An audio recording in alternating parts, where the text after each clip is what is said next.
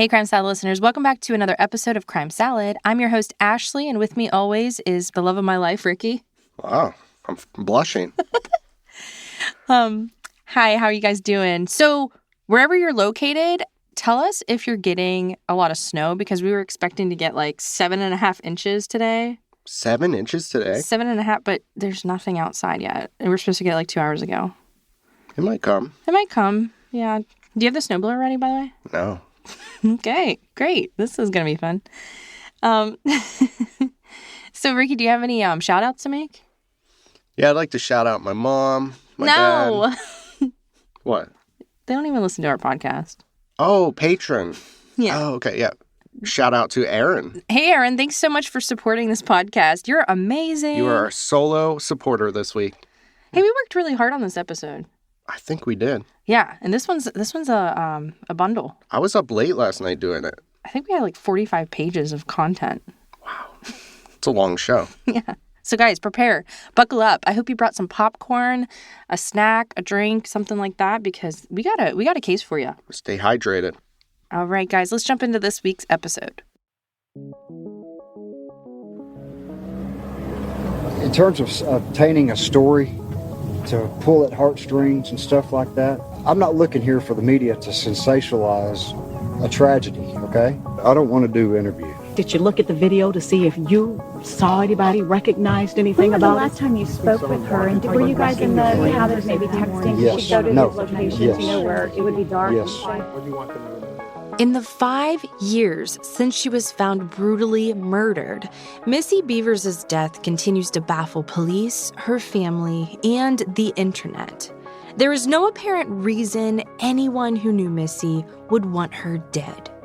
Despite capturing the assailant on security cameras and the distinctness of their appearance, there is still no plausible suspects.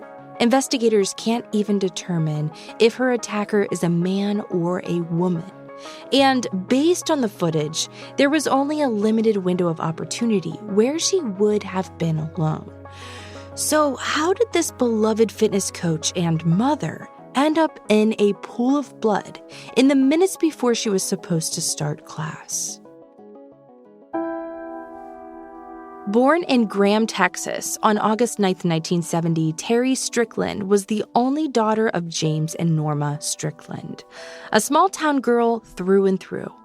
Terry, or Missy, as everyone always called her, had 2 brothers, Clifford and Clint. Though she was born in Graham, Missy and her brothers spent most of their lives growing up in Jacksboro, Texas, a small town of less than 5,000 people.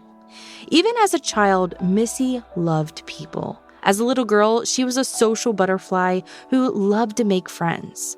There wasn't a single person Missy didn't want to include, as long as they were willing to have fun. Missy graduated from Jacksboro High School in 1988 and started college. But as a young 18-year-old, Missy was still trying to figure out what she wanted from life. She transferred in and out of a few colleges before she found the right school for her. At Tarleton State University, a public university of 14,000 students outside of Fort Worth, Texas, and only an hour away from her family in Jacksboro, Missy thrived and worked on getting her Bachelor's of Science. And she graduated in the spring of 1995 at the age of 25 years old and went right into the workforce. So for a few years after graduating college, Missy worked in retail at the department store called Bells. And while she was working there in 1997, she befriended an older coworker named Marcia Tucker. Marcia was a local woman who had a son about Missy's age who worked in the Tucker family's fuel distribution business. As soon as Marcia met Missy, she knew that her oldest son, Brandon, was going to like her. Playing matchmaker, Marcia gave Missy her son's number, and the two started talking. Brandon and Missy decided to meet up for their first date during one of Missy's work breaks at Bell's. Even though it was just a casual lunch, Brandon showed up in a tuxedo. He had been to a wedding earlier that day and wore the same outfit. Missy loved it, and for Brandon, after that first lunch, he knew that he had found the one. 9 months after they met, Missy and Brandon married on June 20th, 1998. Brandon had plans to move out of town, and Missy was ready to follow him anywhere. But ultimately, they didn't want to leave their families in Texas. After their wedding, they went on a short honeymoon cruise around Alaska and began their life together in Texas. Missy Strickland, now Missy Bevers, quit her job at Bell's and went back to school to get her teaching certificate in special education. She taught for 2 years until she became pregnant with the couple's first child. Missy gave birth to her daughter Hannah on March 11th, 2001. And though she loved teaching, Missy decided to stay home to care for her daughter.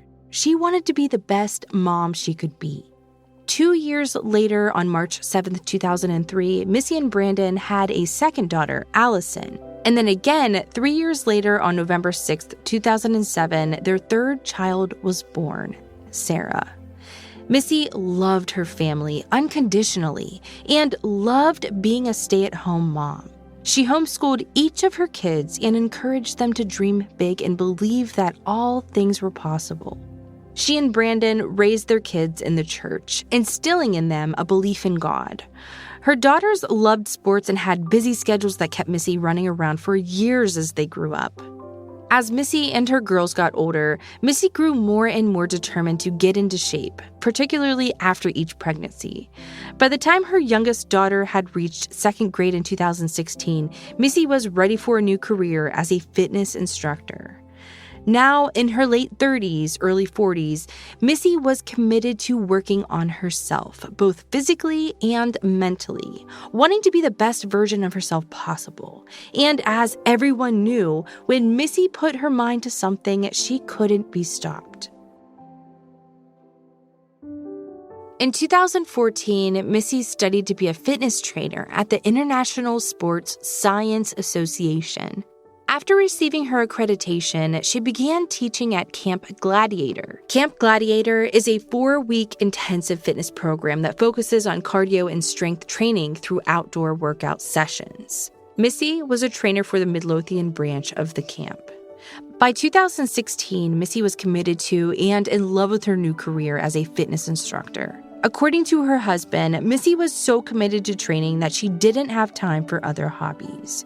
She had tried many jobs throughout the years and finally found her true passion. Second only being a mom to her daughters, now 15, 13, and 8 years old. Beyond loving her fitness career, it was something that Missy was able to use to connect with her daughters who also loved sports and exercise. She spent her time outside of work at Camp Gladiator, driving the girls back and forth to softball and soccer games, playing golf with them, or helping them practice. To all that knew her, Missy Bevers was described as a woman of God who loved her husband, children, and friends. More than anything, she was dedicated to taking care of herself, taking care of others, and being a good mother. No one had a bad thing to say about Missy Bevers. On the night of April 17, 2016, Missy posted on her Facebook page that she was going to be leading a Camp Gladiator class at 5 a.m. the following morning. Because of the forecast, the class had been moved from its original location outside to inside the Midlothian's Creekside Church of Christ. Along with the post, she shared a picture that read, "If it's raining, we're still training." Ever the motivator, Missy wasn't going to let down any of those she was training. Having gone to bed early, Missy was up bright and early for her class on the morning of April 18, 2016. She arrived around 4:20 that morning at the Creekside Church to set up her boot camp. She headed into the building and into the room where she would be teaching the class. By 5 a.m., the students in her class began to arrive for their scheduled session, but nothing could have prepared them for what they found in the room. Missy Bevers was laying on the ground, unresponsive and in a pool of her own blood. She had been clearly hit on the head and had multiple puncture wounds on her chest. At 5:06 a.m., just minutes after arriving, the students who found her called 911. The paramedics arrived quickly, but it was too late. Missy Bevers, at the age of 45, succumbed to her injuries and died. The town of Midlothian and the Bevers family was in shock. Who would want to kill Missy, an active, well-liked member of the community? Was this a random attack, a burglary gone wrong, or was there someone out there who had a vendetta against Missy? The Midlothian police immediately began their search for answers, starting by checking the security footage from the church's surveillance cameras. The cameras were motion activated, and they had captured perfect footage of what they assumed to be Missy's attacker. The footage shows that at 3:50 on the morning of April 18th, a person broke the glass of the back door of the church and forced it open. This person was dressed in what appeared to be full tactical riot gear. Their face was covered with a helmet. They wore gloves and shin guards. They had heavy boots on that appeared to be a little too big. And they were wearing a black vest with one word written on the back: police. The Midlothian police were in shock, but they were sure that the perpetrator wasn't a current member of their force. They were unable to tell from the footage if the gear was real or fake. From the video, they were able to determine that the person was between 5'2" and 5'8". They were slightly heavy set, but it was unclear if they were looking at a man or a woman. The most striking feature about them was their gait. The perpetrator walked with their feet pointed outward and had a distinctive limp. The footage that we came across on YouTube is chilling to the bone. In the footage, the alleged attacker can be seen casually walking through the church, not seemingly in a rush, breaking glass windows and opening random doors. They're obviously looking for something, but dressed in full tactical gear, what could it be? Strangely, they don't seem very driven or focused or panicked. There is something eerily calm and casual about the way that they open the doors and break things. The attacker carried a hammer and various tools attached to a belt that they used to nonchalantly pry open locked doors. As this person slowly moved off camera, Missy Bevers entered into the building and can be seen on the footage just after 4 that morning. There is no footage of the attacker entering or leaving the room that Missy was found dead in. Through the surveillance video footage and the broken glass left throughout the scene, police were able to put together a general path the attacker took through the church. This path led investigators to their first theory of what happened to Missy Bevers on that morning. She was the victim of a burglary gone horribly, horribly wrong. As they looked closer, though, they began to see too many holes in this theory. Nothing was missing in the church, and Missy was still wearing the most valuable item in the building, her wedding ring. If this was a robbery, why would the attacker leave the most obvious valuable item? Furthermore, the person on the video footage wasn't walking like someone who was committing a robbery. There was no sense of urgency or purpose. They didn't check all of the rooms, only random ones, and they didn't show traits of someone who was there on a specific mission. This person was far too creepily calm. Police then considered another theory. Maybe this was just a vandal, looking to wreak havoc on the church, and when they encountered Missy setting up that morning, they decided to attack her. This theory has also been discredited. There are plenty of glass items that the vandal, who had free reign of the building for nearly half an hour, would have wanted to smash or break, but they were left untouched. Why would someone who just wanted to vandalize pass up so many possible targets? And then why would a vandal violently and aggressively murder a woman that they didn't even know? With the video footage of their prime suspect not giving them any leads, police were stumped. They were able to determine that Missy Bevers had died from a head wound from an unknown instrument, which they thought might have been the hammer that the person was holding in the footage and using to break glass. Though they didn't have many leads, the Midlothian police did know that they were dealing with a homicide, something that hadn't happened in their small town in years. The small police department just wasn't equipped to deal with such a heinous crime. Investigators recruited the help of the FBI and the U.S. Marshal's Office, but even then, they were only hit with dead ends. They couldn't even determine if Missy was the target of the attack, or just someone who had got in the way of the perpetrator committing a different crime. Police decided to share the footage of the person walking through Creekside Church with the public. They specifically asked for any information on anyone who walked with a specific gait, a limp with their feet turned out. Immediately after releasing the footage, they were inundated with too many tips to handle, most of which were just random speculation. Midlothian police expanded their search from the church to see if they could find any footage of the attacker leaving the church. They were able to secure video footage from the sporting goods store across the way from Creekside Church. The footage was of the parking lot and showed a 2010-2012 Nissan Altima pulling into an empty lot and turning off their headlights at 1:58 that morning. The car idled there for a few minutes before turning on their headlights and leaving at 2:04, 6 minutes later. Given that it was rare for people to be in that area that late at night in the small town of Midlothian, police were quick to assume that there might be a connection between the car and Missy's attacker. Police also saw in the footage from the sporting goods store a dark SUV leaving the parking lot around 4:30 a.m. that morning. This was around the time that Missy Bevers was murdered. They thought that perhaps this was a getaway car for the person who attacked her. Investigators asked the public for help identifying either of these vehicles, but no one had any leads.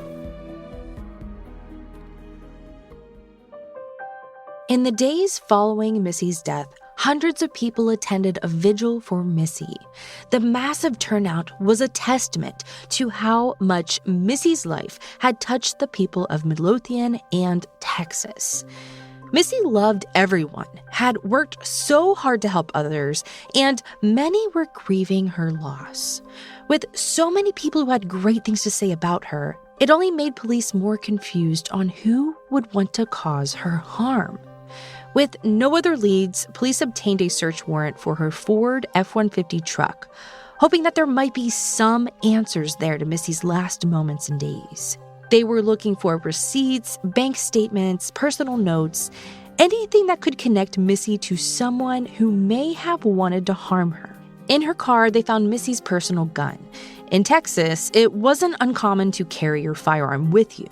But because Missy had left this in the car, police were able to infer that she then had no reason to believe that she was in immediate danger or going to be attacked that morning inside the church. For Missy, it was just another normal morning, doing what she loved. In this search warrant, police were also able to obtain access to Missy's phone and messages.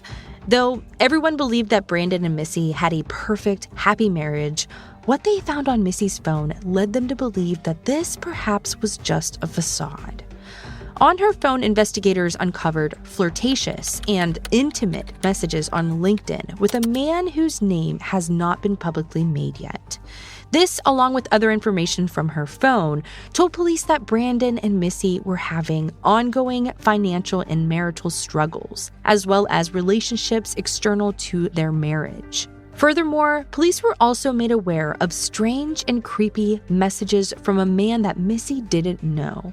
She had shown these messages to a friend before she died, but Missy didn't think much of it, and she certainly didn't expect that they would lead to any harm. The name of the sender of these messages hasn't been released publicly, and it seems as if the police have cleared them as a suspect. In going through Missy's accounts, police saw that Missy had a large social media presence. She frequently posted about her family and about her upcoming events with Camp Gladiator. Police suggested that it was perhaps her post the night before with the time, date, and location of her boot camp that told her attacker where she would be that morning. In addition to gathering all of the evidence that they could from the crime scene and from Missy's life, police also considered a few prime suspects. First on their list was Missy's husband, Brandon Bevers. With the evidence of Missy possibly having an affair and the evidence that the family was having financial problems, police considered that this would be a solid motive for Brandon wanting to harm Missy. But Brandon had an alibi. He had left the day prior for an annual fishing trip in Mississippi. He was hours away that morning when the murder took place. Plus, Plus, even if he had somehow been in town, he didn't look anything like the person on the surveillance footage at the church. He was taller and didn't have the same strange walk. With Brandon unlikely to have been the killer, police and locals turned their attention to Missy's father-in-law, Randy Bevers. Though Randy didn't have a clear motive, many were quick to point out that his height and weight seemed to match that of the person in the video footage. Furthermore, his feet seemed to have a similar outward positioning. In the days after Missy's death, Randy had also brought a woman's white blouse into the local dry cleaners to be washed. The blouse was covered in blood. Randy explained that the blood was from a dog and that there had been a dog fight earlier at Brandon's sister's house.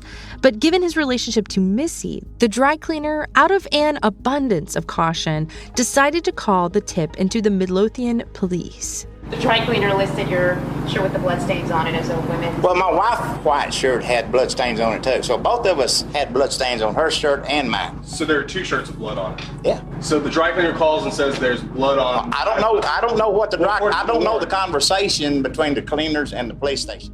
The police were able to run a test on the blood and determined that it was, in fact, from a dog. Randy attended a news conference to explain that the 2 dogs, a Chihuahua and a much larger dog, had gotten into a fight. The larger dog had bit the Chihuahua on the neck. In carrying the dog to the vet to try and save its life, it had lost lots of blood. Randy also had a solid alibi. He was in California when the murder happened. In the years since Missy's death, police have made it clear to the public that they do not consider Brandon or Randy suspects in Missy's murder. After a series of tips, police considered one more suspect, a former police officer named Bobby Wayne Henry. Investigators confirmed that Bobby still owned his riot gear from his time on the force, but he was adamant that it no longer fit him. Bobby had been fired in the late 1990s from the Midlothian Police Department over a sexual assault conviction. In addition to this history of violence, locals and internet sleuths pointed out that Bobby had a similar walk as the person on the video. Though he walked with a limp, he was significantly taller than the person in the video at 6'1". Bobby, at the time of Missy's murder, was working as a security guard and was working security at Missy's funeral. He also owned a Nissan Altima, similar to the one seen on the video footage in the sporting goods lot. But because of the height difference, police ruled out Bobby Wayne Henry as a suspect. He was just too tall to be the person in the video. I told them from the get-go I didn't know this woman. Never heard the name Missy Bevers before I heard it on the news. Since then, he has been arrested on unrelated charges of possession of child pornography. He's currently in jail, and police haven't investigated him further in connection with Missy's murder.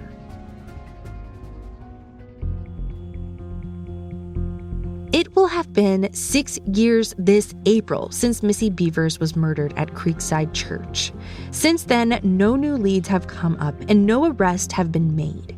The Bevers family is no closer to finding out who killed her than they were in 2016. But that hasn't stopped them and others from speculating over what happened that horrific morning. Some believe that it could have been a student or a coworker who attacked Missy if they had some sort of grievance against her.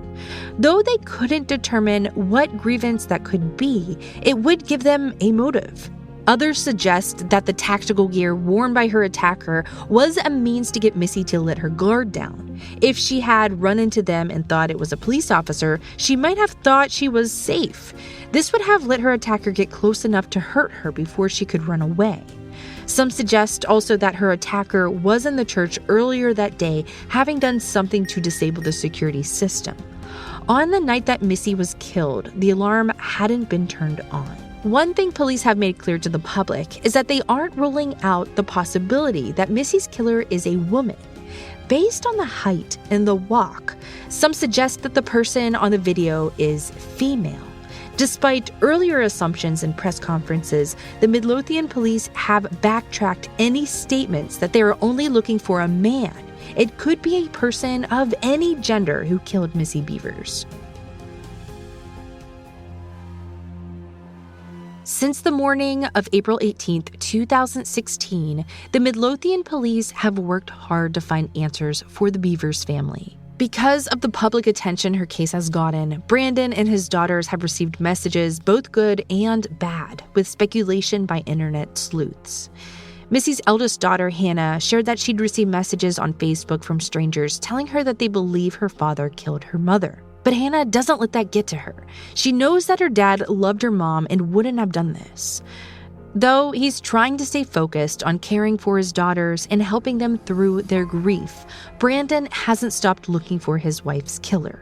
He told reporters that when he sees people with similar mannerisms and walks around Midlothian, he will follow them to their car, get their license plate, and call in a tip, just in case. Despite the evidence of infidelity that was made public, Brandon still loves his wife. He treasures a voicemail she left just days before her death. In it, she says, "Hey, sweetie, I was just calling to tell you I love you and good luck today. I love you. Have a good day." Brandon, like the Midlothian police, believed that the person who did this probably knew Missy and had a motive. This likely wasn't a random act, and Missy wasn't just in the wrong place at the wrong time. Someone was out to harm her. But given all the kind things people had to say about her, it's so hard to imagine what the motive could have been. In the last 5.5 years, there are still no answers about what happened to Missy Bevers. Over 2,000 tips have been called in, and police have traveled across state lines to investigate. A reward of $50,000 has been offered for anyone who gives information that leads to an arrest. Missy's friends and family try to remember the good things about her, and they even host a 5K in her memory. In the first few hours of their inaugural race, they raised more than $13,000 to donate to the Boys and Girls Club in Missy's name. Hannah Bevers says that it would definitely help give her family some comfort knowing that the person that killed her mom isn't out there anymore. Anyone with information about this case is asked to contact the Midlothian Police Department at 972-775-7624 or call Ellis County Crime Stoppers at 972-937-7297. What do you want them to remember about her? Especially as this investigation goes on and police are relying on tips and help from the public, what should people keep in mind most about Missy? I would have to say that Missy is unlike any other spouse, wife, friend, mother. When you lose a loved one, all of you people here, you have kids, you're married. I mean, I know you're here for a story, but,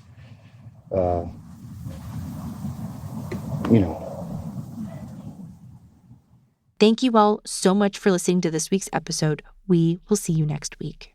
Crime Salad is a Weird Salad production. Are you kidding me? That was perfect.